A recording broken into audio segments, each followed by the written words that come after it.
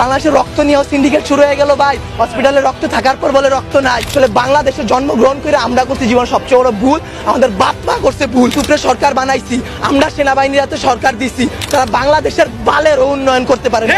তারা 36 দিন পর তারা এনসিপি গঠন করে। তুলাই অভিশপ্ত না, অভিশপ্ত বাংলাদেশের রাজনীতি। রাতের বেলা লাশ গুম কইরেন না। মৃত সাগর বানাই দিতে আল্লাহ 2 মিনিট ভাবে নাই। ফেরাউন্ডে পানিতে ভাসাই দিতে আল্লাহ 2 মিনিট ভাবে নাই।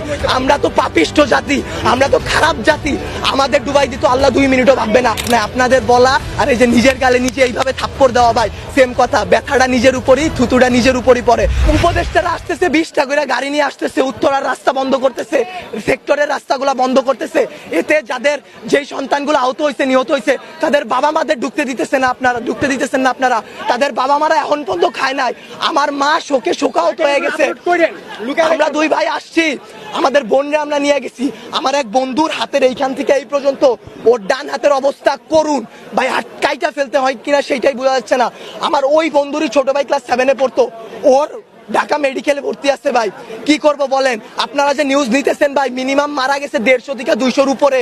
আপনারা নিউজ দিতেছেন এইখানে 10 জন, ওইখানে 1 জন, এইখানে 2 জন। আসলে ভাই বলতে গেলে কি, আমরা উপদেষ্টা আনাইছি, আমরা ইউসুফরে সরকার বানাইছি, আমরা সেনাবাহিনীর হাতে সরকার দিছি। গালি ভাই ওই যে চিত হয়ে স্যাপ ফেললে কার উপরে পড়ে? নিজের উপরে পড়ে। ওইরকম ভাই গালি দিলেও নিজের গায়ে খারাপ